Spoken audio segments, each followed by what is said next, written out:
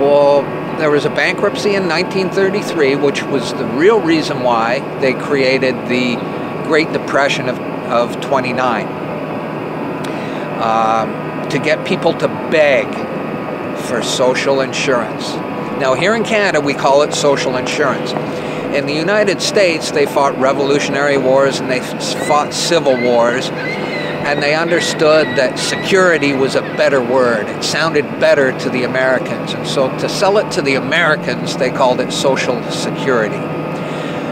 But they themselves call it social insurance, and that's what it is. Okay, so now having said that, I'll go back to this document, which you can get from the freedompool.org online. And this was a meeting. Okay, this is what House said. Very soon, every American will be required to register their biological property. That's the birth certificate. They will be required to register their biological property in a national system designed to keep track of the people and that will operate under the ancient system of pledging. By such methodology, we can compel people to submit to our agenda, which will affect our security as a chargeback for our fiat paper currency. Every American will be forced to register or suffer not being able to work and earn a living, the sin. They will be our chattel. That means slaves, means collateral. You're secured as collateral. They will be our chattel, and we will hold the security interest over them forever. By operation of the law merchant under the scheme of secured transactions.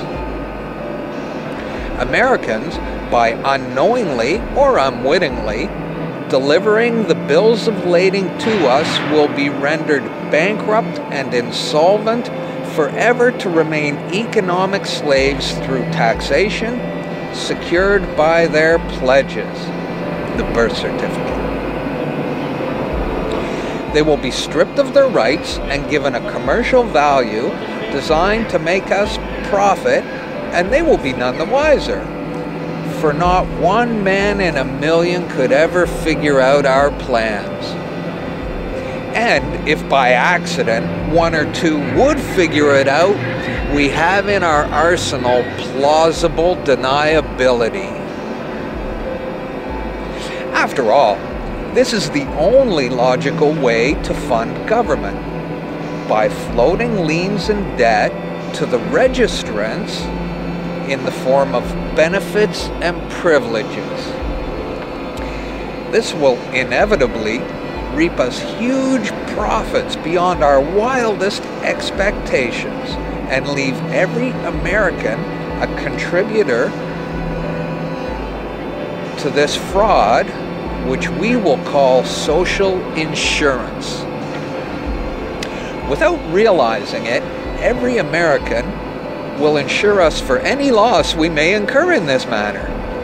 Every American will unknowingly be our servant, however begrudgingly.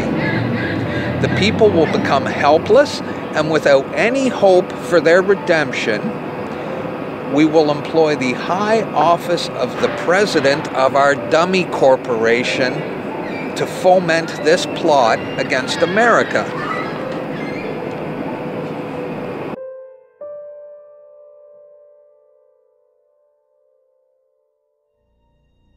This is a certified true copy of my live statement of birth. You can get this by applying for it at the Registrar General. They'll give it to you. And it's very interesting because this is where it all began. This is the foundation document. All identification is generated from this document. And so if the foundation document is no good, anything that's made from it is no good. That means driver's licenses, health cards, everything. Now what they did here, this is exactly what he meant when he said, "Soon, every American will be required to register their biological property." Now, your parents didn't realize what they were doing when they filled this out, and these didn't exist before 1933.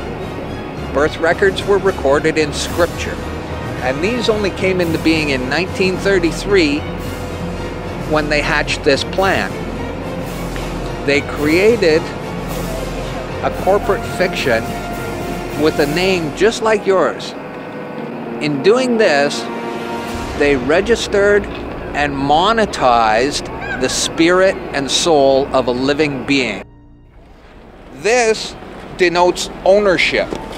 And when your parents were tricked into filling this out, they allowed your spirit and your soul to be monetized.